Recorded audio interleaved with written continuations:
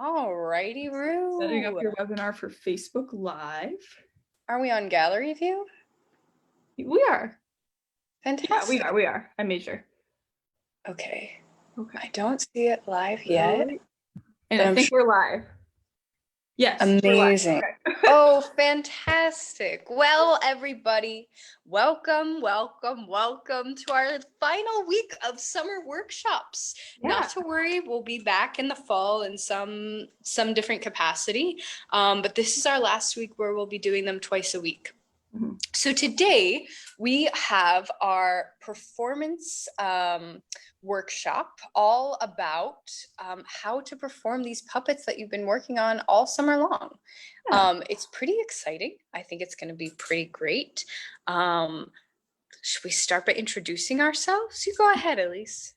My name's Elise, if you haven't worked with me yet. I have been doing these workshops all summer long. I'm really sad that it's ending, but yeah, I'm excited to work with you guys today. This workshop is for, it's kind of like different performing puppets on a screen versus performing them in real life and everything, kind of because your focus point is like this one teeny tiny little camera right here.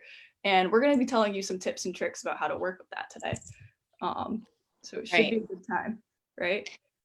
I think so. And I'm Felicia Cooper. I'm the graduate assistant at the Ballard Institute, a third-year UConn Puppet Arts student. I'd like to say, before we really get started, thank you to the Ballard Institute, thank you to the Connecticut Office of the Arts, thank you to UConn for helping make this happen. Now, I thought that we could do a little joint workshop today because there's all different methods. And Elise has a lot more experience with television puppets than I do in terms of wrangling for Noelle's project. Yeah. 2 years ago. 9, yeah. And I have very little experience with television puppets, so I'm really excited to see what we all learned today. But I thought we'd start off the way we normally do by just wiggling around a little bit and doing some breathing exercises, as long as that sounds good. Yeah. Before we start though, do you see these little peepers I have here? You do want to have a pair of these. If you don't have them, that's okay. You can just, come up with, it's still a character even without them. But if you do have peepers that you made or you have already, please feel free to get them out. But anyways, let's start wiggling around. All right. So I like to roll my shoulders back. Yeah.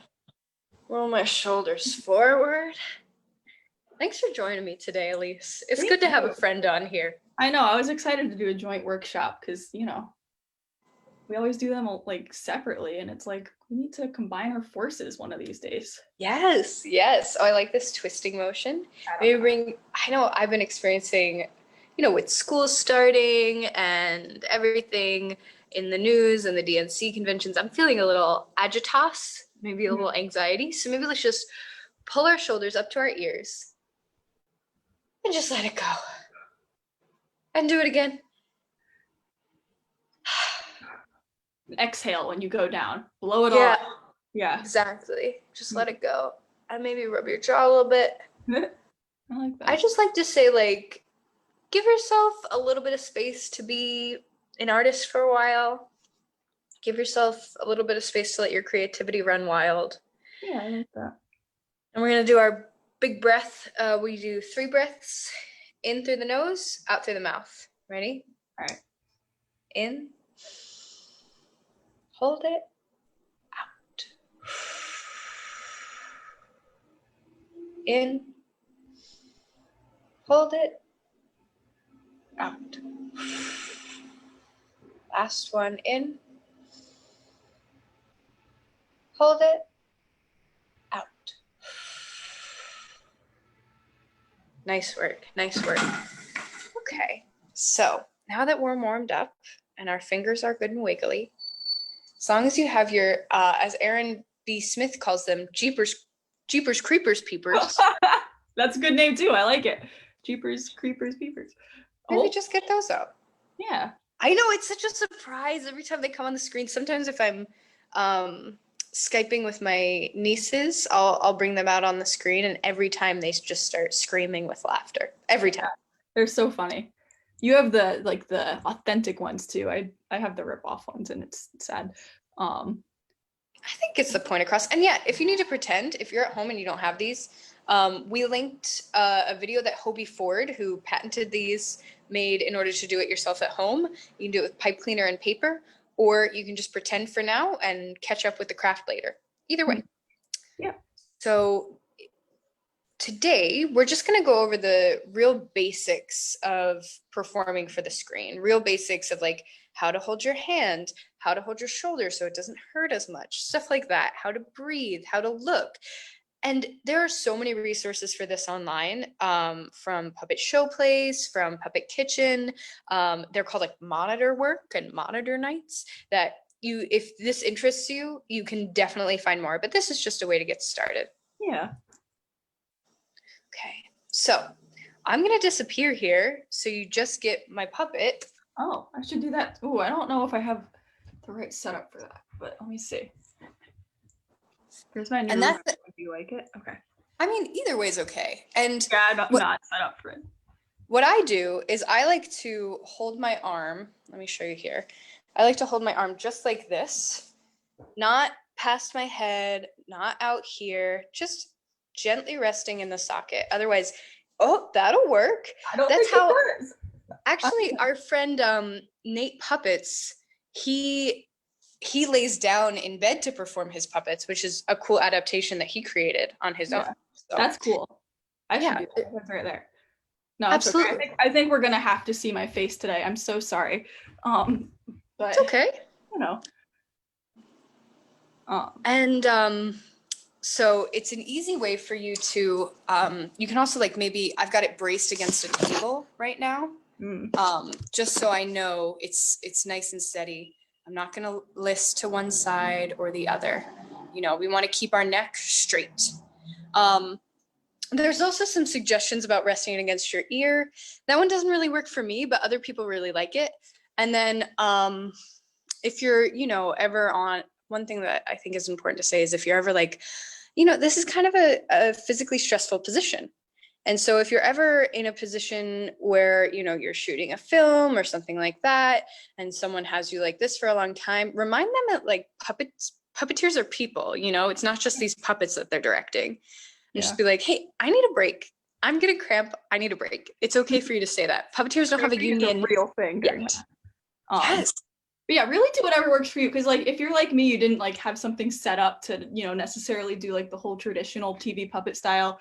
This works too. Who says you can't be in the video? Psh, not me.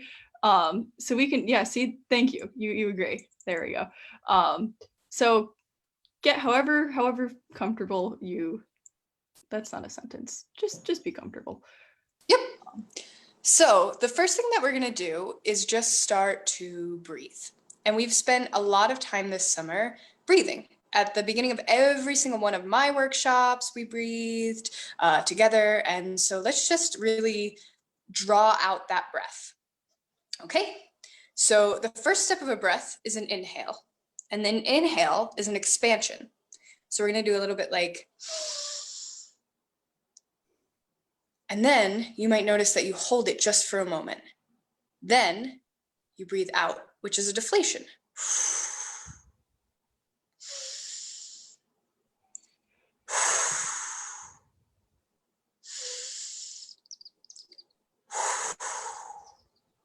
Yeah, and those are some pretty big breaths. If you were really performing, you might make it a little more natural.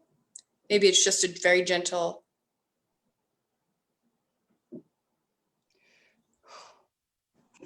That's a sign. Yeah. Yeah, exactly. Breath can tell us a lot about how we're feeling, about how the character is experiencing something. It's really important to have a lot of different kinds of breaths at the ready. So you might breathe like Elise did. Can you show us that sigh again, Elise? Yeah, so that's always like a bigger exhale and a fast, or bigger inhale and fast exhale. So just like that. I love doing that. That's me. Do you find it cleansing? I do. I just, you know, it gets out the anxiety. Absolutely. I think breathing right now is more important than ever. Sometimes I even sign my emails, deep breaths, comma, Felicia. I just want to remind everyone to take deep breaths. I love it. But if you're not taking deep breaths, you might feel a little anxious and your breath might look like, right? And so that's another way that we can show the emotions that we're feeling is just through the breath that we're experiencing. Maybe you're really worn out.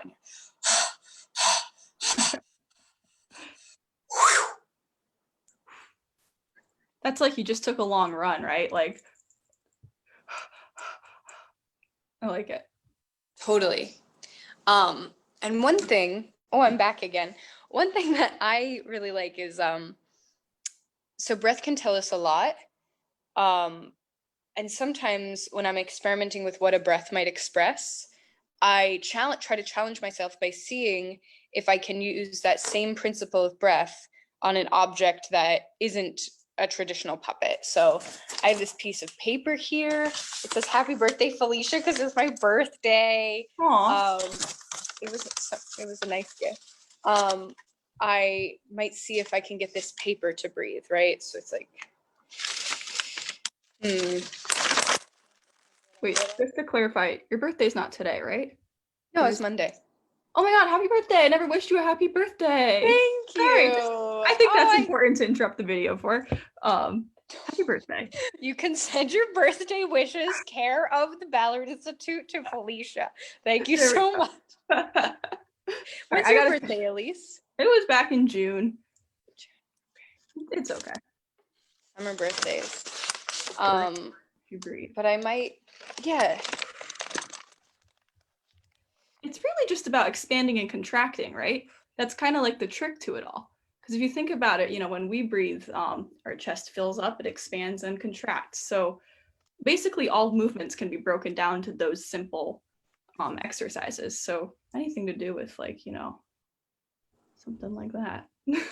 Exactly. And even like this cup of iced coffee that I'm drinking, it's a little bit more of a challenge, but I might be able to be like, that looks delicious. Thank you. It's the coffee I had this morning. Yeah. And I think it's totally okay and really encouraged to take those breaths from your own body, right? Like align it with your own. You don't have to manufacture anything that doesn't exist outside of your own person. That's quite hard. Yeah. Another thing that I wanted to say about breath is, so I'm noticing that you and I both are doing this thing where we kind of do an cost facile stoica. Yeah, it's okay. So it's like each movement has kind of a preparation for the movement before the movement, and then the movement has a definite stop. So that's a way of each movement having a beginning, middle, and end. We definitely learned it in Ulysses Jones's and Megan Jones's movement classes about what is his name? Meyerhold. They're Meyerhold's techniques. Yeah. Vladislav Meyerhold. Vladislav.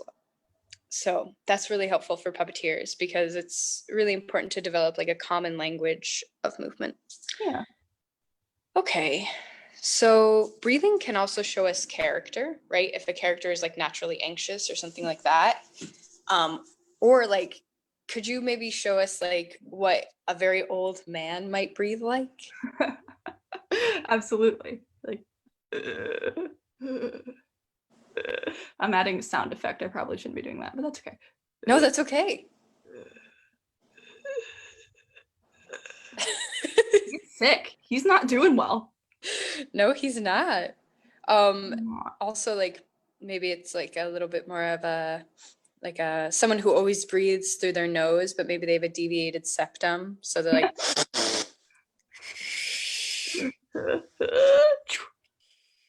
oh yeah, maybe someone sneezes. I like this being the nose. That's a good idea. Thank you. And like I said, I'm not really as experienced with any sort of television puppetry, but what I learned when I did take television puppetry class at UConn is that the thumb is the one that does the movement, right? Because like when I'm speaking, the bottom of my jaw is the thing that's making the movement. The top of my jaw is not really moving. So sometimes when people first start out, they go like this, and really you have to keep that steady and move the thumb as the movement. It's about eye contact, right? That's why, because if you do this, you suddenly lose focus. But if you're, I just did it. If you're doing that, it is hard to train yourself. Eyes are crooked. There we go. You can move this a little bit, really, as long as we're like not losing the eyes at all. I think that's the important part. Yeah, I think This it's is a necessary to character. give it Your hand some can do flex. whatever it wants. Oh, you know what? It does help to bunch your fingers like this too. I just discovered that just now because I tend to do it Oh, flat like this. I think that's because, when you put your hand into a TV puppet, usually your hands are flat against the mouth plate, but hmm. this is probably easier to perform with. There we go. Oh, I And hear what you're saying. I don't know why, it just is. Okay. Totally. Yeah, And feel free to experiment for what works with you, right? Maybe this is the key. that's a common one. Maybe this, right? There's a ton of different ways to do it. Um, I think, well, you brought up focus, but I think I want to pause from focus Mhm. just for a little while to talk about walking. And the thing about this kind of puppet is that it really, depending on what part of the puppet is on screen, it kind of walks from the elbow.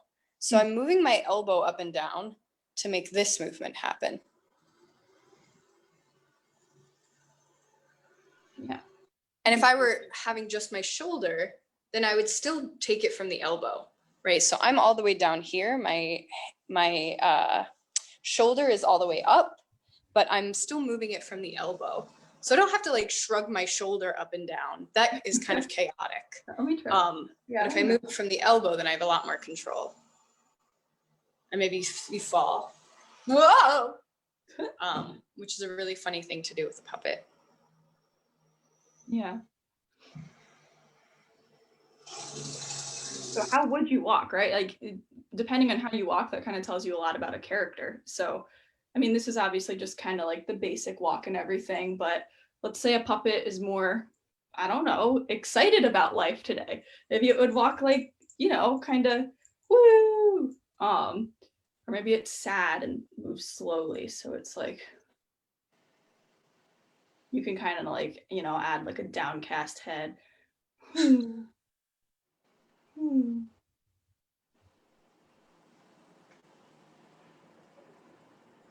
Just And the like, wrist kind of acts as the neck, right? So you can be like, yeah, definitely. It's kind of, where's your puppet looking? yeah. Or like if someone has um, I did a character with Esme called Marbles, where she walked like this. Or no, it was, Yeah. Oh, that's funny. It's like a back and forth kind of movement. yeah, because she was just really excited about everything. Yeah. You might not even have to do a character that necessarily has legs. Maybe it's like a snake that, slithers through the air and Ooh, oh, you know I don't like horror movies, Elise. I'm sorry, it's just the way I naturally lean towards. um, yeah, and when you're walking, or performing for television, feel free to take up space and really kind of like take advantage of these different, you have the frame to work with. So you can kind of take advantage of like coming in from here or Good idea. coming in upside down. And that might take some practice, right? To get your head out of the shot, to get your elbows out of the shot. But you have a lot more creativity with what people can actually see, right? And I think Jim Henson was the person who really like made the screen its own play space, right? I think before that, a lot of puppet shows were just kind of performed as puppet shows live, but they just happened to be filmed. And I think Jim Henson was the one who was like, oh, it's really funny when a puppet does this. Yeah. And then like, right, like that's a totally different experience to play with the screen as a screen. Mm-hmm. Another We thing is noticed that, that in hand puppetry when we were learning how to perform like on a screen, because that's a much different, vibe than doing it live. Playing with like how close you are to the camera is also really funny. So like sometimes when a puppet wants to like emphasize a point, it could like lean in and say something to the camera and then back up. So that's really fun to play with.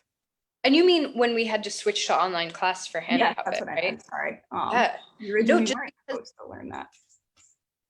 what's that? I said we originally weren't supposed to learn how to perform on screen, but then we ended up having to adapt and everything. And I think it worked. I don't know about you. I think so. So just like Yeah. imagine you're Jim Henson and you're just figuring it out for the first time when you have to move.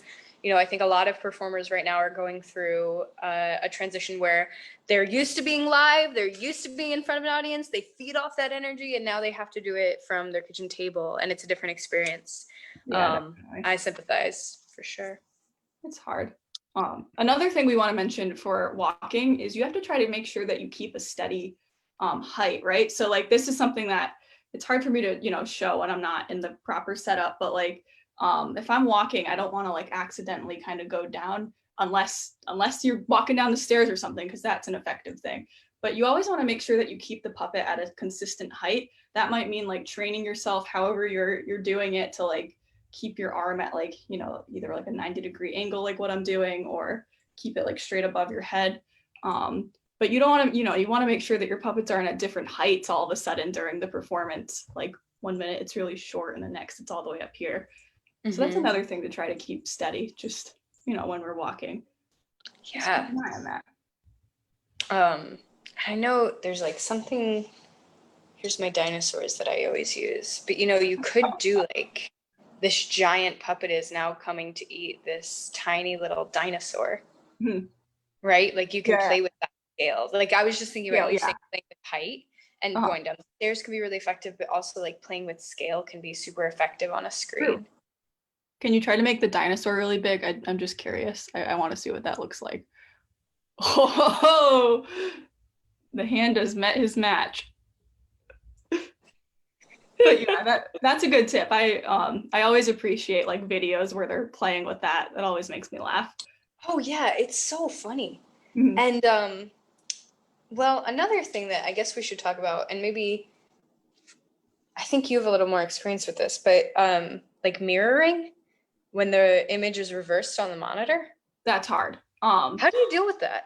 So that's often something that like TV puppet performers have to deal with. So when we say mirroring, it just means like exactly what you just said. What you're watching is opposite of everything you do. Actually, whenever I do a workshop on Facebook Live, you might have noticed me getting screwed up because of it. So it's that sort of situation. The best tip I can give you is to really just focus on your actual puppet and what you want the puppet to do rather than looking at the screen. So say I want the puppet to look here, but I'm watching on the screen and it's doing something opposite. Just make sure your puppet's like embody your puppet for a second and just go with what's natural.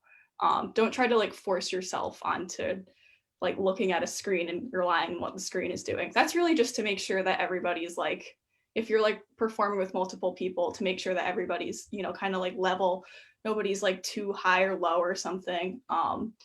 It's to make sure you're in the shot and that kind of thing, but don't focus on it for focus, I guess is what I'm trying to say. Just listen to your puppet. So yeah, if I like, for example, if I'm trying to like look at my screen right now and like focus the puppet's eyes on it, I kind of have a hard time. But if I just look at my puppet and I just kind of do it naturally, I'm looking right at the camera. Sweet. So, there you go. That's good advice. Yeah. And I know other people who are like, you know what? I just got used to the screen. I just know how to work it. And that's like, their brain is just trained for it. I saw someone said practice. Exactly. Great point. Practice is key. Someone asked, they missed the beginning. Will it be available online? Yes. And I want to take this moment to say that all of our workshops that we've done all summer are available on our YouTube and our Facebook page. And so are the forums, and they're available on our website. So if you've missed something, or if you're bored, or if you're trying to find something that you think we did, but you're not sure, there are places to find them on our workshop list on our YouTube page. Yeah. They're also on here. You can just go to our page and click videos. There's a little tab for it, and then it will show you all of our past videos. Oh my God, tech savvy. Yeah, and we see when you comment on it. So YouTube's a little bit different because we don't get notifications. But yes, don't worry, it will be available. You were talking about focus, and I think that's what I want to focus on for kind of the last, as our last thing that we might do today. Yeah. I think focus is really important. It tells you so much about what a puppet is thinking, what they're perceiving. It just tells you so much about the puppet that it's impossible to ignore. And how many times have we seen like a pretty amateur puppet show where the person's just kind of talking like this and you can't really connect with the character, versus if they just stayed still, that gives us so much more to connect with, right? You connect through those eyes. And so there's a lot of different ways that you can bring your puppet into focus. Staring down the barrel of the camera is one way, but also maybe they're looking at something far in the distance. and it's making them feel things. But it's just really something to nail down and something that you can even practice. Like that's something that you could practice. Oh, yes. So that's something that you could practice with an exercise that someone brought up on our Facebook comments. Are you ready for this? Yeah. This is a great exercise. They said, a good exercise I learned for adjusting the brain to the non-mirror effect, but also great for focus. Mm-hmm. Have a friend at the screen point to parts of the screen and have your puppet pointing through the screen. It's a really neat exercise. So like I would have a friend go to the screen and point like, here, look here. And your puppet has to like adjust really fast. Do you want to maybe call out like left to right? Yeah. All right, let's do, I'm really bad at my lefts and rights because that's how I am. All right, left top corner. All right, go back to center. Right top corner. You know what? This might actually be different, reverse on Facebook, but what me and Felicia are doing is the same on here. I promise we're right. We are, I swear. We have different screens. It's weird. Straight down. Off in the distance, slightly higher than the camera.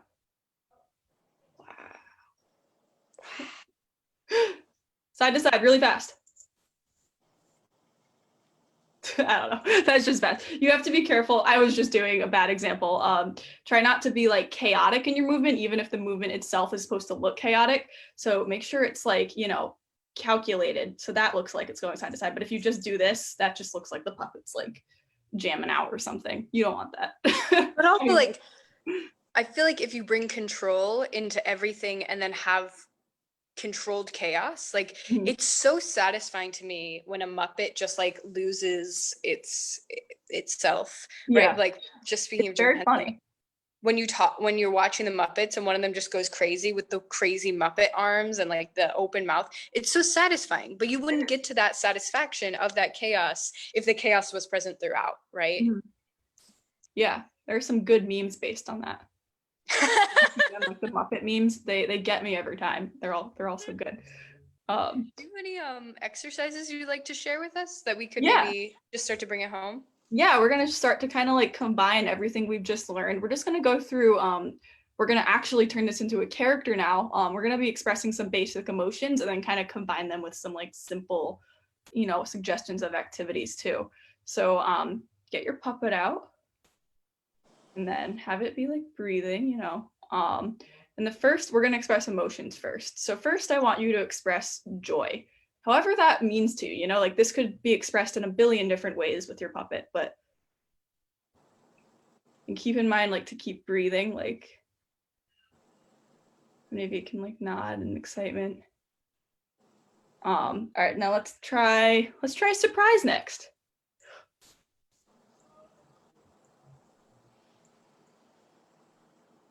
There you go. Let's try fear.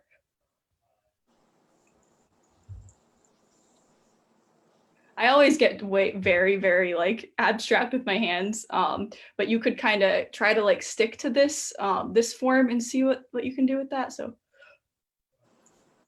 I like the tremoring. That's good. What's some more basic emotions? Why I thought I'd be able to come up with them, but I always blank on this. Angry. Angry. There you go.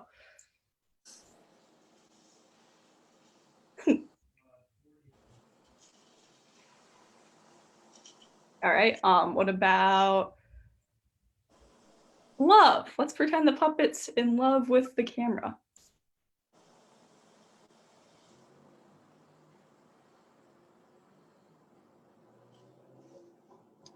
All right. So those are just some like basic little extra. You just kissed the camera. Was that what I just saw? True love. I love that. All right. So let's like kind of combine it now, and we're gonna do some actual little like situations. The first one we had listed was watch a parade. So let's pretend that the camera right in front of us, there's like some really exciting things going on, and it's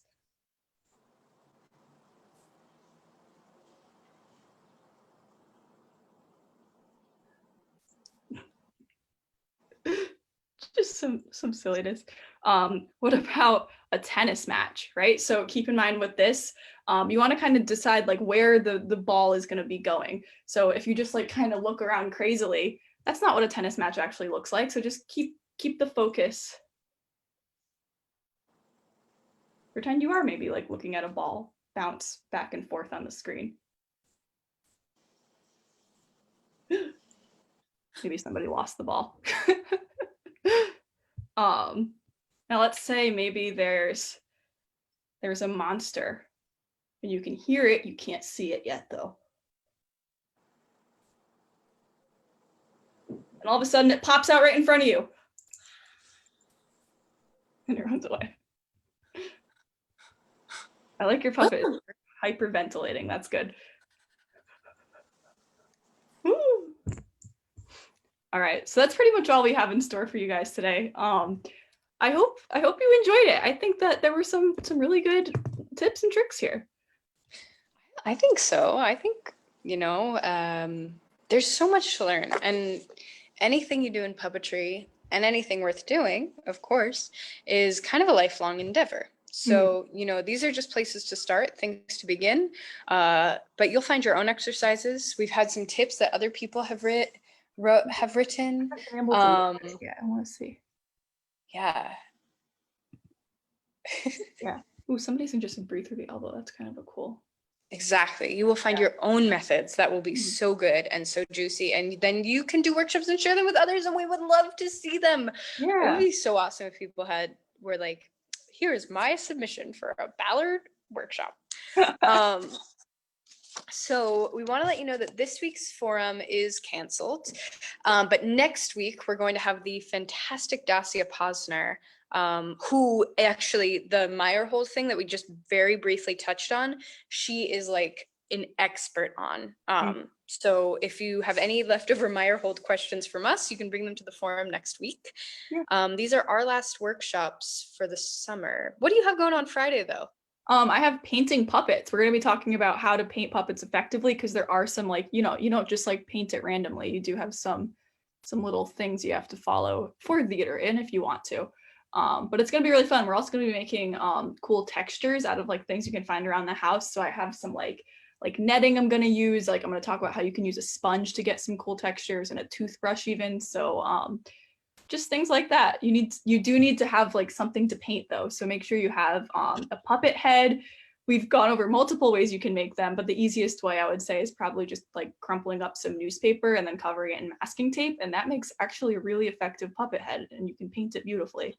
And I've seen awesome puppets come from that. Or paper mache. And then, oh yeah, or paper mache. Yeah, you could work. So this Sunday, I'll be at the Manchester Power Up Manchester rally, helping to make some big protest puppets. So cool. If you're around Sunday afternoon, you're around Manchester, and you want to make some puppets, you can come ahead and join me. I'll be wearing a mask, and I'll be like, you got to keep 6 feet distant. But I know that you will be respectful, and you will do so. But we can make some puppets together in IRL, as they say. That's awesome. I think it'll be fun. Yeah. I think that's about everything that's going on this week at the Ballard. Stay tuned for how we adapt for the fall when school starts. I know we're looking very loosely at what that might be, but I'm sure that we'll stay engaged and stay on top of it and keep people informed here on the Facebook page. Let us know what you want too. We're always happy to take suggestions from people. So if like you have something you want to see, and it helps us to know that people are, want it. So don't feel shy to comment things like that. Absolutely. Let me see. Check out more. Okay. Fantastic. Yeah, we would love to do whatever submissions we find. So that's about all we have for today.